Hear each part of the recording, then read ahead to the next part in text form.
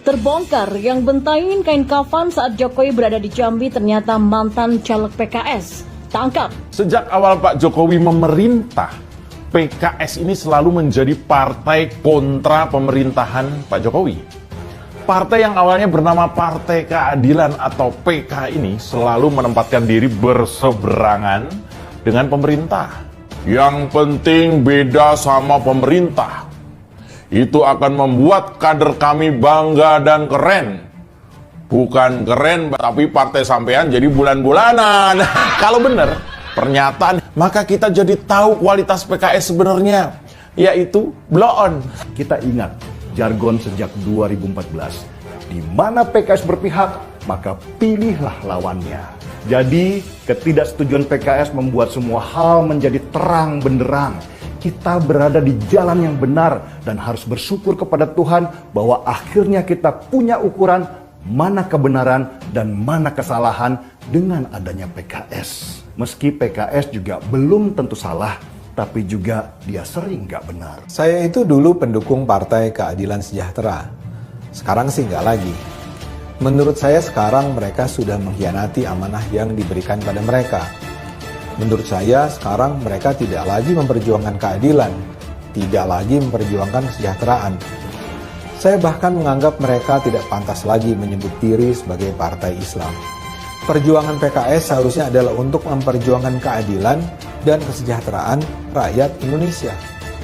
Tapi secara perlahan itu berubah. Jika ada pertanyaan siapa presiden yang paling sering keliling Indonesia, pasti jawabannya adalah Jokowi. Karena sudah menjadi pemberitaan sehari-hari jika mantan wali kota Solo itu kayak nomaden, alias hidupnya berpindah-pindah. Bahkan dalam sehari bisa 2 provinsi yang dia kunjungin.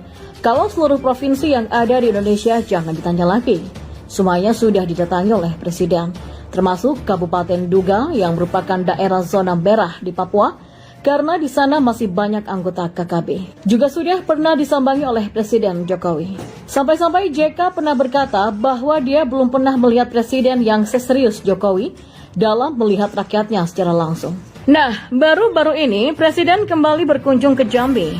Adapun agendanya selama berada di daerah yang dilalui oleh Sungai Batanghari itu adalah menyerahkan langsung BLT minyak goreng kepada keluarga penerima manfaat atau KPM, meninjau pabrik pinang sekaligus melepas ekspor komoditas pinang biji, mengunjungi Candi Kedaton dan meninjau proyek peningkatan kualitas jalan akses ke Candi Muaro Jambi serta pelabuhan Muara Sabak.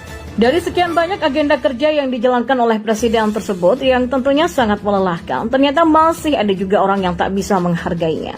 Tidak ada angin, tidak ada hujan, tiba-tiba ada seorang pria membentangkan kain kafan di pinggir jalan yang dilintasi oleh rombongan presiden. Yang di kain itu ada tulisan turunkan harga minyak goreng, hahaha. Kayak emak-emak aja beliau ini ya, padahal pria. Tidak pula karena tindakannya tersebut dianggap berpotensi membahayakan keselamatan rombongan presiden yang melintas, ia pun langsung digeprek oleh aparat TNI yang terus berjaga di sana. Karena yang namanya orang, kita nggak tahu bagaimana kondisi kejiwaannya sebelum dilakukan pemeriksaan kan. Bisa saja nanti ketika mobil presiden lewat, ia menabrakkan diri ke mobil berplat RI1 itu.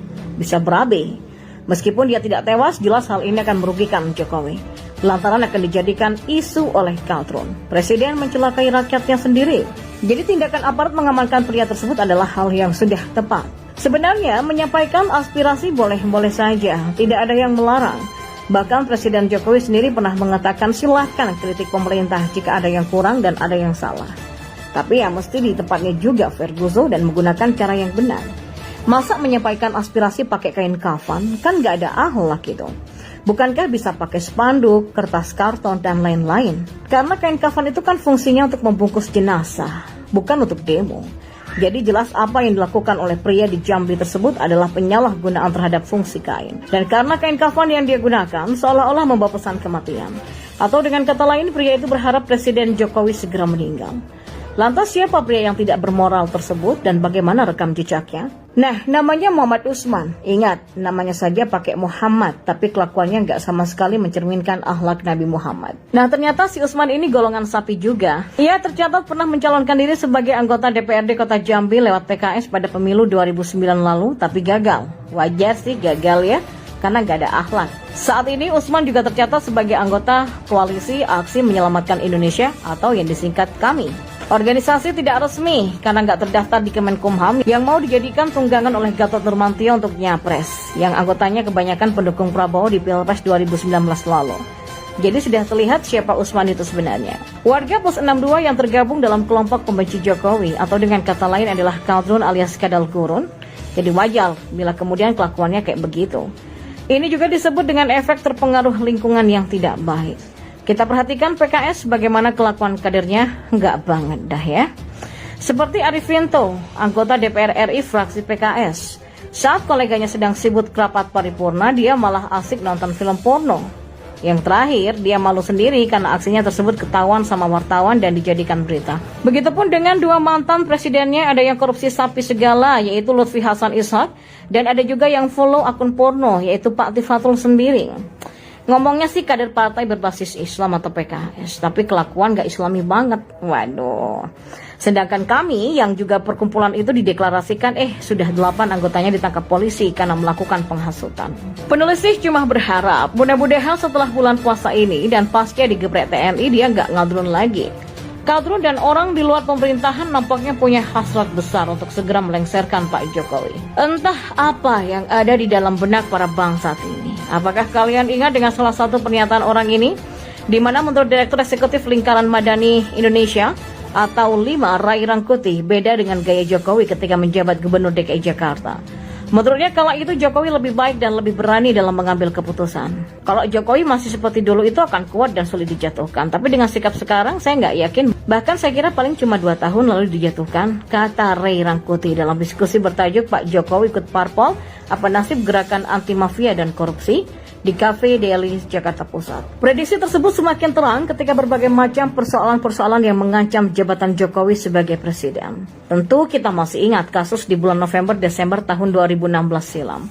Suasana politik yang memanas, isu makar yang semakin mencuat, serta propaganda yang membuat Jokowi harus berpikir ekstra keras dan hati-hati agar bisa keluar dari lubang jarum. Di tahun 2017, Jokowi masih sehat walafiat serta masih duduk manis di Istana Merdeka. Prediksi orang-orang tidak terbukti. Persoalan-persoalan yang sempat mengancam eksistensinya perlahan-lahan surut.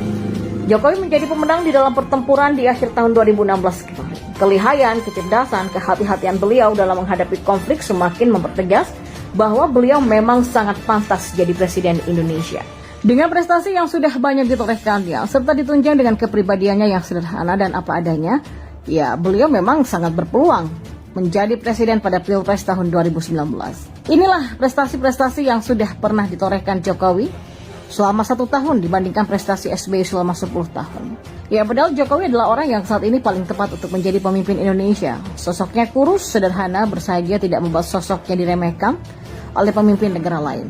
Sosoknya bahkan begitu fenomenal dan sangat menginspirasi. Belusukan yang sering dilakukan oleh Jokowi semenjak menjadi wali kota Solo tidak terhenti. Setelah menjadi presiden pun beliau tidak segan-segan untuk belusukan terjun langsung ke masyarakat.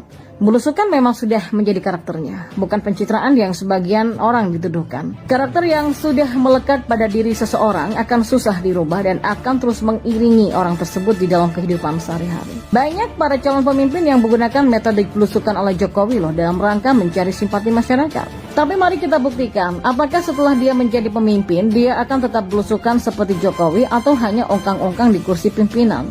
Dunia akan melihat mana yang belusukan sebagai pencitraan dan mana yang belusukan sebagai sebuah karakter. Jokowi orang yang cerdas. Salah satu kecerdasan beliau adalah ketika beliau absen tidak ikut terlibat memberikan bantuan ke Suriah. Indonesia menjadi satu-satunya negara Islam yang tidak ikut terlibat. Orang Islam sumbu pendek semakin nyinyir dan menjadi-jadi menyerang Jokowi. Jokowi dicap sebagai orang yang tidak punya kemanusiaan. Tindakan Jokowi itu pun jika ditelaah justru merupakan tindakan yang terbaik.